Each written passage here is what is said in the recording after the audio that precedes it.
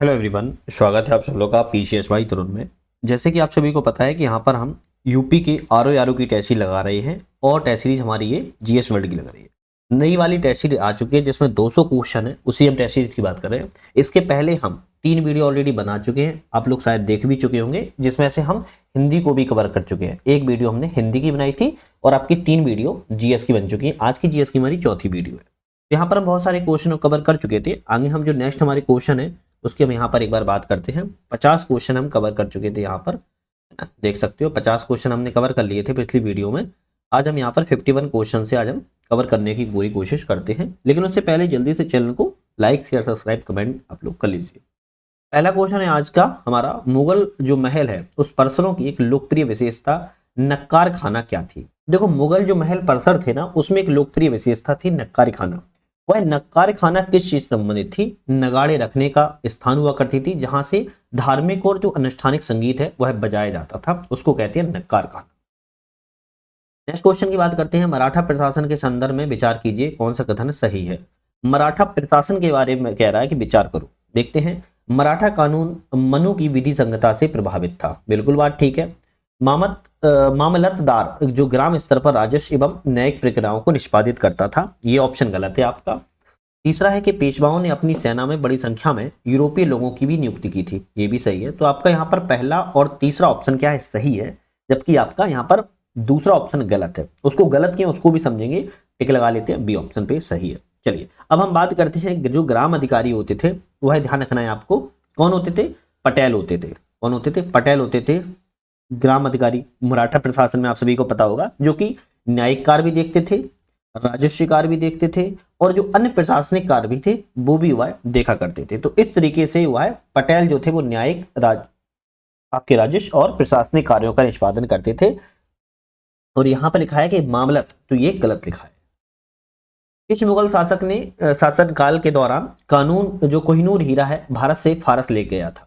देखो, एक ऐसा मुगल शासक के शासनकाल में बात कर रहा है कि कोहिनूर हीरा भारत से फारस ले जाया गया था। वह किसका शासनकाल था? तो यहाँ पर अगर बात करें तो मोहम्मद शाह का शासनकाल था। और कौन? नादिर शाह फारसी था, वो लेके गया था मोहम्मद शाह के शासनकाल में। निम्नलिखित में से विदेशी यात्रियों में कौन सा विजयनगर साम्राज्य के दौरान भारत आया था? तो विजयनगर साम्राज्य के दौरान विदेशी यात्री कौन कौन सा आया था? तो एक तो अब्दुल रज्जाक आया था और फरनुआनु नुनीज आया था। फरनो नुनीज आया था, दोनों व्यक्ति आए थे। आपका ए और दूसरा ऑप्शन आपका सही है, ए ऑप्शन में पहला और दूसरा ध्यान रखना है। और अगर हम बात करें इनका थोड़ा सा, अगर टाइम पीरियड की बात करें तो अब्दुल रज्जाक की बात की जाए, अब्दुल रज्जाक आपका 1443 से लेके 1444 एडी के समय आया था। और नुनीज की बात की जाए तो 1500 यह है 1535 से लेकर यह 1537 के बीच में आया था, है ना। तो दोनों व्यक्ति को आपको ध्यान रखना है। अब बात करें फाहियान किसके शासनकाल में आया था, तो फाहियान आपका चंद्रगुप्त द्वितीय के शासनकाल में आया था। चंद्रगुप्त द्वितीय के शासनकाल में आया था ये। तो अब्दुल रज्जाक और फरनुआ नुनीज विजयनगर साम्राज्य के शासनकाल में आया था। अमरनायक प्रणाली विजयनगर साम्राज्य का एक प्रमुख राजनीतिक नव परिवर्तन था, इसके संदर्भ पर विचार कीजिए। इनमें से कौन सा कथन सही है? किसकी बात की जा रही है? बात इस बात की जा रही है कि जो अमरनायक प्रणाली थी वह विजयनगर साम्राज्य के संबंधित राजनीतिक नव परिवर्तन था। इनमें से कौन कौन से सही है? तो वे सैन्य कमांडर होते थे, बिल्कुल ठीक है, जिन्हें शासन के लिए कुछ प्रदेश भी प्रदान की जाते थे, बिल्कुल सही बात है। उन्हें राजा के लिए एक सेना रखनी पड़ती थी, ये भी सही है। उन्हें कर संग्रहण मतलब जो टैक्स होता था उसका अधिकार भी प्राप्त था। तो आप कहोगे डी वाला ऑप्शन यहाँ पर सही है। चलिए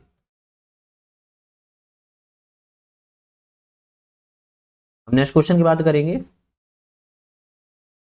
मध्यकालीन भारत के संदर्भ में वेतन और वतन एवं तनख्वाह प्रकार के हैं। तो मध्यकालीन भारत में आपको पता होगा वतन और जो तनख्वाह होती थी वह किस प्रकार के हैं? भू संपत्ति जागीर होती थी। क्या होती थी? भू संपत्ति जागीर के रूप में इनको जाना जाता था। संत कबीर के संदर्भ में, संत कबीर के संदर्भ पर विचार कीजिए, इनमें से कौन सा कथन सही है? संत कबीर के बारे में, उन्होंने ईश्वर के ज्ञान के लिए संन्यास और पुस्तकीय ज्ञान को महत्वपूर्ण माना, गलत है। उन्होंने जाति व्यवस्था और छुआछूत की निंदा की, बिल्कुल सही बात है। बीजक संत कबीर की शिक्षाओं का संकलन है। तो आपका यहां पर कौन सा? आपका यहां पर बी वाला रहेगा सही, दूसरा और तीसरा आपका सही है। एक तरफ भौगोलिक क्षेत्र है और दूसरा वर्तमान राज्य है, कौन सा भौगोलिक क्षेत्र किस राज्य से संबंधित है इसकी बात करना है। अगर हम कितने सम्मिलित हैं, यहाँ क्या कह रहा है कितने सुमेलित हैं? तो यहाँ पर कौन सा सुमेलित है? मध्यकालीन शहर जो मांडू है, जो मांडू है वो आपका कहाँ पर है भाई? राजस्थान में तो नहीं है, कहाँ पर है? मध्य प्रदेश में है, तो ये वाला तो सुमेलित नहीं है। खानदेश की बात की जाए, खानदेश आपका कहाँ पर है? मध्य भारत में है। कहाँ पर है? मध्य भारत में है ना। और बीदर आपका कहाँ पर है? अगर बीदर की बात की जाए, बीदर आपका कर्नाटक में है। कहाँ पर है? कर्नाटक में है। तो यहां पर जो आपका सही ऑप्शन रहेगा कौन सा रहेगा? वो आपका रहेगा खानदेश। खानदेश मध्य भारत में पड़ेगा। तो आपका केवल एक युग में यहाँ पर सही सुमेलित है, बाकी आपका न मांडू सुमेलित है न बीदर, क्योंकि बीदर कर्नाटक में है, वो मांडू आपका मध्य प्रदेश में है। चलिए, निम्नलिखित में से कौन सी महिलाएं भक्तिकालीन कवियत्री थी? तो यहाँ पर बहुत सारी महिलाएं हैं, वो कवियत्री पूछ रहे हैं कौन कौन सी थी। अंडाल बिल्कुल ठीक है, लाल देर ये भी ठीक है, अक्का महादेवी ये भी सही है, मीराबाई। तो आपके चारों ऑप्शन सही हैं कि भक्तिकालीन ये चारों ही महिलाएं थी। भारत के इतिहास के संदर्भ में पंचजन शब्द निरूपित करते हैं। अब पंचजन जो शब्द है किस चीज को निरूपित करते हैं? तो यहाँ पर भूमि की माप के 5 प्रकार नहीं है, पंचधातु के सिक्के ये भी नहीं है, शहरी भूमि का वर्गीकरण ये भी नहीं है। तो ऑप्शन में ऐसा कोई ऑप्शन नहीं है, तो आप कहोगे उपयुक्त में से कोई नहीं। अच्छा, अब बात की जाए कि भारत में जो पंचजन है किसको कहा जाता था? आर्यों की 5 जातियों को, यानी किसकी? आर्यों की जो 5 जनजाति थी ना, उनको कहा जाता था पंचजन। तो आपको क्या रखना याद? आर्यों की 5 जनजाति को पंचजन में जाना जाता था। निम्नलिखित पर युग्मों पर विचार कीजिए, सही कथन का कीजिए। इनमें भी वही बात है कि कौन सा सुमेलित यहाँ पर है। तो यहाँ पर केवल एक सुमेलित दिख रहा है मुझे, कौन सा? हर्षेण।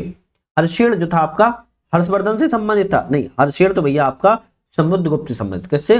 समुद्रगुप्त से संबंधित था। चलो, ये वाला तो ऑप्शन गलत हो गया। बाणभट्ट की बात की जाए, बाणभट्ट आपका हर्षवर्धन संबंधित था, ये आपका सही है। और भवभूति की बात की जाए तो यह समुद्रगुप्त से संबंधित ना होकर किससे संबंधित था? यशोवर्मन से संबंधित था, यशोवर्मन से। तो केवल आपका यहाँ पर कौन सा सही है? एक सही है, तो आपका केवल एक युग्म सम्मिलित है। निम्नलिखित में से कौन सा बुद्ध के अन्य नाम है? तो बुद्ध के अन्य नाम के बारे में बात करना है, कौन कौन से यहाँ पर है। तो यहाँ पर बुद्ध की जो अन्य नाम की बात की जाए, तथागत बुद्ध का नाम है और मैत्रेय भी बुद्ध का नाम है। तो दूसरा और तीसरा बुद्ध का नाम है, कथंका ऐसा कोई बुद्ध का नाम नहीं था। चलिए, नेक्स्ट क्वेश्चन है, निम्नलिखित कथनों पर विचार कीजिए, उपयुक्त वर्णन निम्नलिखित में से किस संदर्भ में किया जाता है? काकीनाडा, मोटुपल्लू, नेल्लूर। तो ये जो सब है एक प्राचीन कालीन बंदरगाह हुआ करते थे। जो नाम आपको दिख रहे हैं, काकीनाडा हो या मोटुपल्ली हो या नेल्लूर हो, ये सभी बंदरगाह हुआ करते थे उस समय के। निम्नलिखित में से कौन सा एकमात्र लघु शिलालेख है जिसमें अशोक ने स्वयं को मगध का सम्राट बताया है? अशोक ने स्वयं को मगध का सम्राट मौस्की या मस्की लघु शिलालेख में कहा है। देखो, मस्की भी लिखा आ सकता है, मौस्की भी लिख के आ सकता है, तो थोड़ा सा इसको ध्यान रखना है। जो मस्की या मास्की लघु शिलालेख है उसमें मगध का सम्राट अशोक ने स्वयं को बताया है। हाथी गुम्फा अभिलेख के बारे में विचार कीजिए, सत्य कथन का चयन कीजिए। हाथी गुम्फा अभिलेख के बारे में, यह जो अभिलेख है वो उदयगिरी की गुफाओं में अवस्थित है, बिल्कुल ठीक है। इस अभिलेख में ब्राह्मी लिपि का प्रयोग मिलता है, ये भी सही है। यह अभिलेख कलिंग शासक खारवेल के बारे में जानकारी का प्रमुख स्रोत है, ये भी सही है। तो आपको डी वाला ऑप्शन यहाँ पर सही है। निम्नलिखित कथनों पर विचार कीजिए। अब कथन क्या है और इनमें से कौन सा कथन सही है? कथनों पर विचार करना है। जो गांधार कला शैली है उसमें यूनानी विशेषताएं देखने को मिलती है, बिल्कुल बात ठीक है। गांधार कला शैली में यूनानी विशेषताओं का वर्णन मिलता है। मथुरा कला शैली केवल वैष्णव एवं शैव धर्मों से संबंधित प्रतिमाएं पाई जाती हैं, तो ये गलत है कि मथुरा कला शैली में केवल वैष्णव और शैव से, ये गलत है क्योंकि बौद्धों की भी, गौतम बुद्ध की बहुत सारी प्रतिमाएं मिलती हैं। तो आपका केवल ऑप्शन यहाँ पर एक सही है। संगम साहित्य के इस बारे में सत्य कथन का चयन कीजिए। संगम साहित्य के बारे में यहाँ पर सही कथन कौन सा है, इसकी बात कर रहा है। संगम साहित्य को मोटे तौर पर दो समूहों में मेलका नक्कू और किल्लक नक्कू में विभाजित किया जा सकता है, बिल्कुल बात ठीक लिखी है। किल्लक नक्कू ग्रंथों को वीर काव्य की रचनाएं माना जाता है जिसके नायकों को महिमा मंडन किया जाता है, अनवरत युद्ध एवं पशु आक्रमणों का उल्लेख है, ये गलत है। मेलका नक्कू ग्रंथ कर्म प्रणाली एवं न्याय तंत्र के परपक्त प्रारंभिक स्वरूप की जानकारी देते हैं, बिल्कुल ठीक लिखा है ये। तो संगम साहित्य को मोटे तौर पर दो भागों में विभाजित किया जाता है, एक तो मेलका नक्कू को और दूसरा किलक नक्कू को। अब मेलका नक्कू की बात किया तो कर प्रणाली और न्याय तंत्र से संबंधित है, केवल आपका एक और तीसरा सही है, तो ए ऑप्शन पर आप टिक लगा दोगे, ठीक है। चलिए हम नेक्स्ट क्वेश्चन की तरफ बढ़ते हैं। नेक्स्ट क्वेश्चन हमारा है कि निम्नलिखित कथनों पर विचार कीजिए, सही कथन का चयन कीजिए। निम्नलिखित कथनों पर विचार क्या करना है? मौर्यकालीन स्तंभों की रचना एकल चट्टानों को काटकर नहीं बल्कि टुकड़ों में की गई है, गलत लिखा है, जबकि एकल चट्टानों को काटकर की गई है। मान लो ये अगर है तो एकल चट्टानों को काटकर की गई है। लोमस ऋषि की गुफा अशोक के द्वारा बौद्ध धर्मियों के लिए संरक्षित है, बौद्ध धर्मियों के लिए नहीं है, तो ये भी गलत है ना, ये भी गलत है, ध्यान रखना है। तो यहाँ पर आपका ना तो एक रहेगा ना ही आपका दूसरा सही रहेगा। चलिए बात करेंगे नेक्स्ट क्वेश्चन की। मौर्यकालीन कृषि के संदर्भ पर विचार कीजिए, सही कथन का चयन कीजिए। मौर्यकालीन कृषि के बारे में विचार करना है। क्या विचार करना है? राज्य के स्वामित्व वाली जो भूमि में कृषि की भरपूर पैदावार का सबसे महत्वपूर्ण कारण राज्य के द्वारा प्रदत्त सिंचाई की सुविधा थी। बिल्कुल ठीक है। मौर्य साम्राज्य में व्यक्ति खेती योग्य भूमि के छोटे क्षेत्र रख सकते थे और स्वयं भी खेती कर सकते थे, ये भी सही है। तो मौर्य काल में दोनों ही बातें सही लिखी हैं, तो आप ए और दो आपके सही हैं, सी पे टिक लगा दोगे। निम्नलिखित कथनों पर विचार कीजिए और असत्य कथन का चयन कीजिए। देखो अब ये क्वेश्चन क्या पूछ दिया है, असत्य कथन मतलब गलत ऑप्शन का चयन करना है, इसमें गलत क्या लिखा है। हड़प्पा के जो लोग हैं वो वस्तु विनिमय के माध्यम से व्यापार करते थे, ये तो सही है। हरियाणा में राखी गढ़ी अब तक की खुदाई की गई हड़प्पा सभ्यता की सबसे बड़ी बस्ती है, बिल्कुल बात ठीक है। हड़प्पा के जो लोग हैं वो पत्थर के औजारों का प्रयोग करते थे, ये भी सही है। राजस्थान में कालीबंगा एक अद्वितीय जल संचयन प्रणाली है, तो भाई अद्वितीय जल संचयन की प्रणाली राजस्थान में कालीबंगा में नहीं है, तो कहां पर है? आपकी धौलावीरा में। और धौलावीरा कहां पर? आपकी धौलावीरा आपकी गुजरात में है। तो ऑप्शन आपका चौथा गलत है। तो यहां पर क्या पूछा है? ऑप्शन यहां पर कौन सा गलत है? तो आप कहोगे डी, ए वाला ऑप्शन रहेगा, क्योंकि केवल 4 यहां पर गलत है, बाकी 1 2 3 आपके सही हैं। चलिए हम नेक्स्ट क्वेश्चन की बात करेंगे। प्राचीन भारत के जो 16 महाजनपद हैं उनमें कौन से सबसे दक्षिण में स्थित है? देखो सबसे दक्षिण में कहा जा रहा है कि प्राचीन जनपद कौन सा है, तो अशमक है। कौन सा? दक्षिण में अशमक है। और अशमक की अगर बात की जाए राजधानी की अशमक की बात करी जाए, तो आप मुझे कमेंट करके बताओ यह किस नदी के तट पर बसा था। ये मैं आपको बता देता हूं, ये गोदावरी नदी के तट पर बसा था। कौन सी? गोदावरी के नदी के तट पर बना था अशमक। ठीक है, तो इसकी राजधानी अगर आप बता सकते हो तो मुझे कमेंट करके बताइएगा इसकी राजधानी क्या थी। चलिए संगम युग एवं साहित्य के बारे में विचार कीजिए, सही कथन। संगम युग और साहित्य के बारे में, संगम साहित्य का मुख्यतः धार्मिक प्रकृति के था, ये गलत हो जाएगा, है ना। धार्मिक प्रकृति के नहीं था, बल्कि संगम साहित्य तो धर्मनिरपेक्ष था। संगम साहित्य में संग्रह में महिला कवियों की कृतियां मौजूद नहीं है। अरे तो महिला कवियों की कृतियां मौजूद है वहां, उसमें, ये भी गलत हो जाएगा। कम्मन का रामावतार संगम युग की बहुमूल्य साहित्यिक कृतियों में से एक है, तो कम्मन की रामावतार नहीं है, तो ये भी गलत है। तो आपका इनमें से कोई नहीं बोलोगे आप, है ना, कोई नहीं बोलोगे। राष्ट्रकूटों के बारे में साहित्य कथन का चयन कीजिए। अब राष्ट्रकूटों के बारे में क्या कह रहा है? सही कथन का चयन कीजिए। कर लेते हैं। बादामी के चालुक्यों को हराने के बाद गोविंद प्रथम ने राज्य की स्थापना की थी। भाई गोविंद प्रथम ने राष्ट्रकूट वंश की स्थापना नहीं की है। राष्ट्रकूट वंश की स्थापना दंती दुर्ग के द्वारा की गई। किसके द्वारा? दंती दुर्ग के द्वारा की गई है। तो ऑप्शन आपका ए गलत है। अमोघवर्ष प्रथम राष्ट्रकूटों में सबसे प्रसिद्ध थे, इन्हें दक्षिण का अशोक भी कहा जाता है, बिल्कुल बात ठीक है। एलोरा के राष्ट्रकूटों को एलोरा में एकात्मक शिलाकृत शिव मंदिर निर्माण करने का श्रेय भी दिया जाता है। तो दूसरा और तीसरा सही। कन्नौज की राष्ट्रकूटों की राजधानी थी, कन्नौज राष्ट्रकूटों की राजधानी थी, ये भी गलत हो जाएगा। तो आपका ऑप्शन दूसरा और तीसरा सही है, ए ऑप्शन पे टिक लगा दोगे। ठीक है, और इनकी राजधानी क्या थी राष्ट्रकूटों की? मालखेड़ या फिर आप सोलापुर के पास में मान्यखेत। तो आप इनको इस चीज से नाम ध्यान रखिएगा, मान्यखेत इनकी राजधानी थी। ठीक है, चलिए निम्नलिखित में से कौन सा ग्रंथ मौर्य साम्राज्य के अध्ययन हेतु पुरालेखीय स्रोत है? मौर्य साम्राज्य के अध्ययन के लिए पुरालेखीय स्रोत कौन सा है? मुद्रा राक्षस, बिल्कुल ठीक है। इंडिका, ये भी सही है। दीपवंश, ये भी। आपके तीनों ऑप्शन सही हैं कि मुद्रा राक्षस, इंडिका और दीपवंश मौर्य साम्राज्य के अध्ययन के लिए बहुत ही प्रमुख उल्लेख किया गया है इनमें। चलिए नेक्स्ट क्वेश्चन की बात करते हैं। देखो एक छोटी सी रिक्वेस्ट है, अगर आप लोग को सच में सीरियसली अगर आपको ये सीरीज अच्छी लग रही है, चैनल को सब्सक्राइब, वीडियो को लाइक और एक प्यारा सा कमेंट जरूर कर दीजिएगा, मुझे अच्छा लगेगा और मोटिवेशन भी मिलता है। एक छोटा सा 10 सेकंड का मोटिवेशन तो आप दे ही सकते हो, है ना, 10 सेकंड लगेंगे आपको, दे सकते हो। भारत के प्राचीन इतिहास के संदर्भ में निष्क, शतमान और कृष्ण निम्नलिखित में से किस विभिन्न प्रकार के हैं? तो यह जो वो सबसे सिक्कों के हैं, सिक्कों के प्रकार हैं, ध्यान रखना है। इनमें से निष्क को कह सकते हो गले का हार भी सोने का होता था। माध्यमिक और योगाचर संप्रदाय संबंधित है। माध्यमिक और जो योगाचर संप्रदाय है वो आपका बौद्ध धर्म से संबंधित है। बौद्ध भिक्षुओं के संगठन संघ के संदर्भ में सही कथन का चयन कीजिए। क्या कहा जा रहा है कि बौद्ध भिक्षुओं के संगठन के बारे में सही कथन। संघ में महिलाओं और पुरुषों दोनों को प्रवेश की अनुमति थी, बिल्कुल ठीक लिखा है। संघ की आंतरिक बैठकों में सभी निर्णय राजा द्वारा लिए जाते थे, ये गलत लिखा है, राजा नहीं लेते थे। संघ के नियम और विनिमय को सूत्र पिटक में संकलित किया गया है, तो ये भी आपका गलत लिखा है। केवल आपका यहाँ पर ए ऑप्शन सही है। चलिए नेक्स्ट क्वेश्चन है, एक तरफ रचनाएं हैं और एक तरफ प्रमुख योगदान है। क्या है?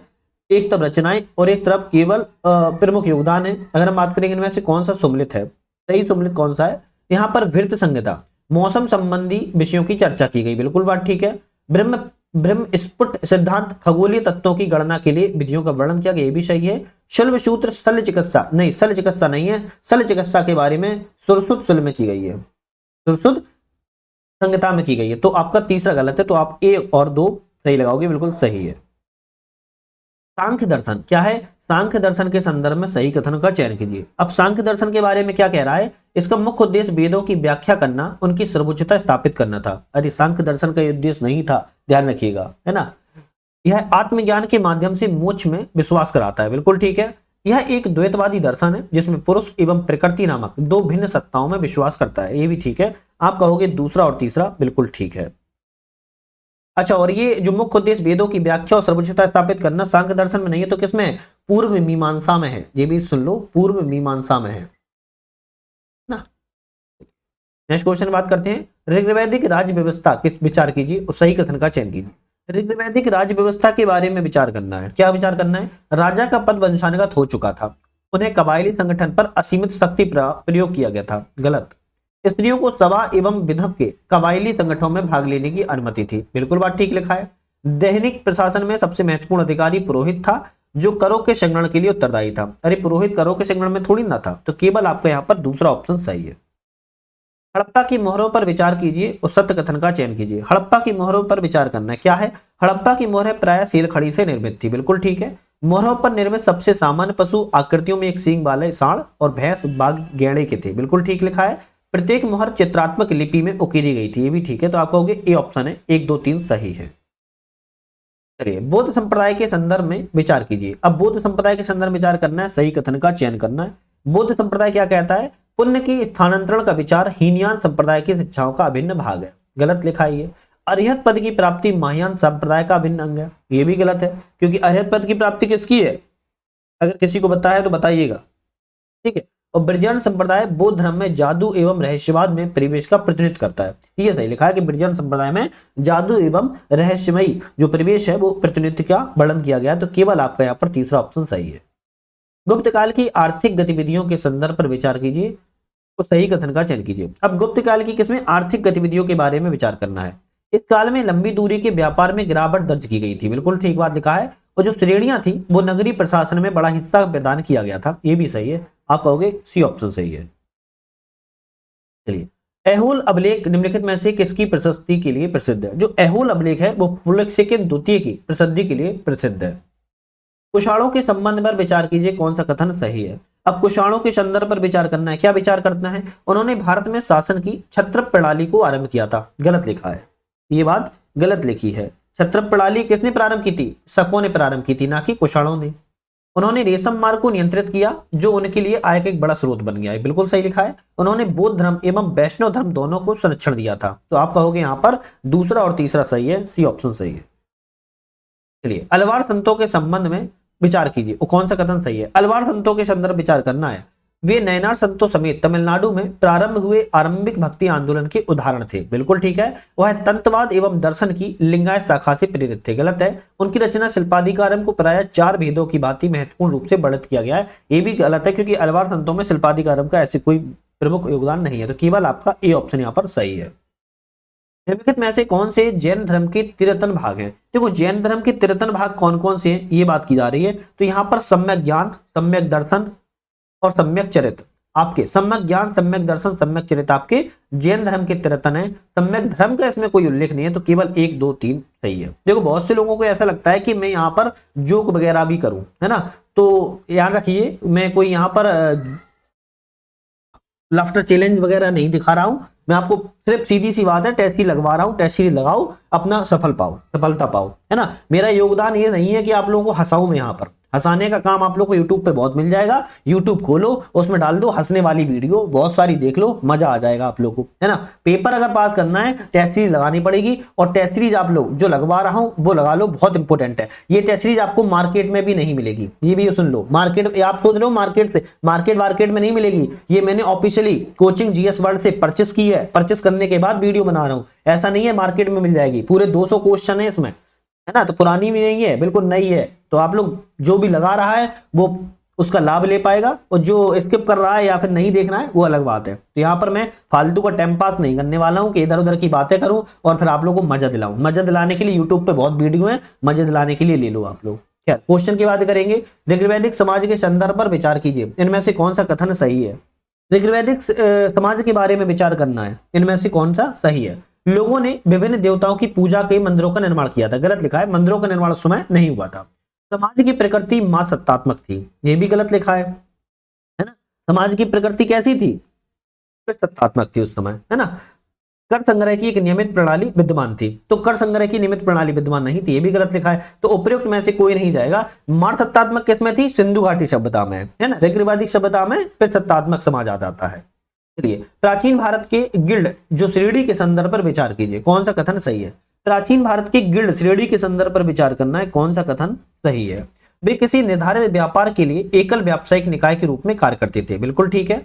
वे अपने सदस्यों के ऊपर न्यायिक शक्तियों का प्रयोग नहीं करते थे, न्यायिक शक्तियों का जो श्रेणी थे वो प्रयोग कर सकते थे, इसलिए ये तो गलत लिखा है। वे अपने सदस्यों के मृत्यु पर्यंत उनकी विधवाओं तथा अनाथ बच्चों की देखभाल भी करते थे, ये भी सही लिखा है। एक और तीसरा यहाँ पर सही है, सी ऑप्शन।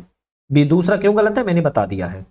प्राचीन भारत के संदर्भ में कुटागार शाला शब्द का क्या संदर्भित करता है, तो कुटागार शाला किस चीज को संदर्भित करता है, वह स्थान जहां पर बौद्ध यात्री ठहरते थे और वाद विवाद करते थे उसको कहते थे कुटागार शाला। भारत के धार्मिक इतिहास के संदर्भ पर विचार कीजिए, कौन से बौद्ध धर्म के संप्रदाय हैं। तो भारत के धार्मिक इतिहास के संदर्भ विचार करना है, कौन सा इनमें से बौद्ध धर्म का संप्रदाय है। तो स्थरवाद बौद्ध धर्म का संप्रदाय है, महासांगिक भी है, सम्मितियां भी हैं और सौतांत्रिक भी है। तो आप कहोगे चारों ऑप्शन आपके सही है, ये सभी बौद्ध धर्म के संप्रदाय के रूप में जाने जाते हैं। चलिए बात करेंगे गुप्तोत्तर काल, कौन से काल है, गुप्तोत्तर काल के संदर्भ में क्या विशेषता थी। तो गुप्तोत्तर काल की विशेषता की बात करें तो विकेंद्रीकृत राजनीतिक विखंडन था और विभिन्न क्षेत्रीय राज्यों का उस समय हो चुका था, बिल्कुल ठीक है। भू अनुदान की प्रणाली में व्यापक गिरावट नहीं, जबकि भू अनुदान की प्रणाली जो आपको दान देने वाली प्रथा थी वो तो सबसे ज्यादा आपकी कहां मिलती है, वो सबसे ज्यादा आपकी गुप्तों की ही मिलती है, गुप्तों ने शुरू कर दी थी। तो इसलिए क्या हो जाएगा, ये ऑप्शन तो आपका गलत हो जाएगा। नई जाति समूहों का इस समय उदय हुआ था, बिल्कुल ठीक है। तो एक और तीसरा सही है, आप कहोगे ए वाला ऑप्शन यहां पर सही है।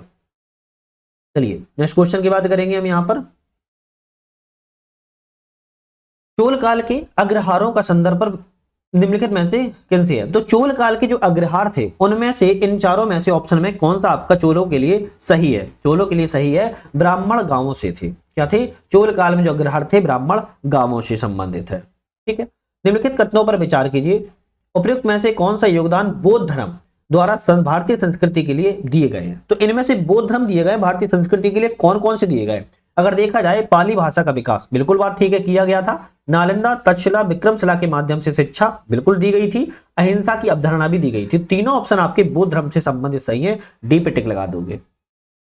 गुप्त साम्राज्य के पतन के परिणाम स्वरूप निम्नलिखित में से कौन से प्रमुख राजवंशों का उदय हुआ। तो गुप्त वंशों में जब इनका पतन होने लगा तो बहुत सारे राजवंशों का उदय हुआ, तो इनमें से कौन कौन से, मोखरी वंश बिल्कुल ठीक है हुआ था, पुष्यभूति वंश का भी हुआ था, मैत्रक वंश। तो आपके तीनों वंशों का गुप्तों के बाद उदय हुआ था, तो आपका ऑप्शन यहां पर डी सही रहेगा।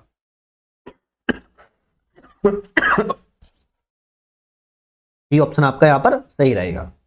प्राचीन भारतीय भाषाओं और लिपियों के संदर्भ पर कौन सा कथन सही है। प्राचीन भारतीय भाषाओं लिपियों के संदर्भ में पूछ रहा है कौन सा कथन सही है। खरोष्टी लिपि दाएं से बाएं लिखी जाती है, दाएं का मतलब समझ रहे हो, राइट ऐसे लिखी जाएगी और लेफ्ट तक, तो दाएं से बाएं लिखी जाती है, बिल्कुल ठीक है। ब्राह्मी लिपि की व्याख्या जेम्स प्रिंसेप के द्वारा की गई थी, बिल्कुल ठीक है। अशोक के शिलालेखों को लिखने में अरामाइक लिपियों का प्रयोग हुआ है, हाँ बिल्कुल हुआ है ना, ये भी बात सही है। तो आपके तीनों ऑप्शन सही है, आप डी पे टिक लगा दोगे। चलिए प्राचीन भारतीय इतिहास में पश्चिमी गंग शासकों के संदर्भ पर विचार कीजिए। तो प्राचीन भारतीय इतिहास में गंग शासकों के बारे में विचार करना है, इनमें से कौन सा कथन आपका सही है। देख लेते हैं सही ऑप्शन को। ये सातवाहनों के समकालीन थे, ये गलत लिखा है, गंग शासक सातवाहनों के समकालीन नहीं थे। उन्होंने दक्षिणी कर्नाटक क्षेत्र में शासन किया, हाँ ये सही बात है। जैनों को भू अनुदान इन्होंने खूब दिया था, ये भी सही है। तो दूसरा और तीसरा आपका बी ऑप्शन सही रहेगा। नेक्स्ट क्वेश्चन आता है, मौर्योत्तर काल में कृषि उत्पादन बढ़ाने हेतु किन का प्रयोग किया जाता था। तो मौर्य काल में जो कृषि का अगर उत्पादन बढ़ाना हो, किस चीज का प्रयोग किया जाता था, हल के माध्यम से कृषि की जाती थी, बिल्कुल बात ठीक है, क्योंकि उस समय मगध का विस्तार हो ही चुका था। धान की रोपाई को अपनाना, बिल्कुल ठीक है। कुओं और तालाबों के माध्यम से सिंचाई करना, बिल्कुल ठीक है। तो आप कहोगे डी ऑप्शन यहाँ पर सही है, मौर्योत्तर काल से। बौद्ध धर्म की जो जातक कथाएं हैं उन पर विचार कीजिए और कौन सा कथन सही है। बौद्ध धर्म की जातक कथाओं के बारे में विचार कर लेते हैं। इन कथाओं में बुद्ध के पूर्व जन्म की कथाएं वर्णित है। बिल्कुल ठीक है। इन्होंने स्तूपों की परिक्रमा पथों एवं तोरण द्वारों पर चित्रित की है, ये भी सही है। तो आपका ऑप्शन यहाँ पर दो आपके सही है, क्योंकि दोनों ही बुद्ध की जातक कथाओं के बारे में सही वर्णन करते हैं। निम्नलिखित में से कौन सा मौर्य साम्राज्य के पतन का कारण नहीं है। देखो इन चारों में से मौर्य साम्राज्य के पतन का कारण क्या नहीं रहा। परदीय में लोहे के औजारों हथियारों का प्रसार बिल्कुल पतन का कारण था। अशोक की नीतियों के विरुद्ध ब्राह्मणवादी प्रतिक्रिया, ये भी रहा है। विशाल सेना के रखरखाव के लिए वित्तीय संकट उस समय आया था, ये भी सही है। उत्तर पश्चिमी सीमा से सिकंदर का आक्रमण, अरे भैया सिकंदर का आक्रमण तो आपके धनानंद के समय आ गया था, नंद वंश के समय। तो आपका ऑप्शन बी डी वाला तो नहीं है कि मौर्यों के साम्राज्य के पतन का, जबकि ए, बी और सी आपके साम्राज्य के पतन के कारण रहे हैं। तो आज यहां पर हमने 50 क्वेश्चन कवर कर ली, 51 से लेके 100 तक। 101 से हमारे जो क्वेश्चन आएंगे वो हमारी नेक्स्ट वीडियो में आएंगे। तो चैनल को सब्सक्राइब, लाइक, शेयर करके बेल आइकन प्रेस कर लेना, नई वीडियो आए उसका आपको नोटिफिकेशन मिल जाए। तो आज के लिए अलविदा।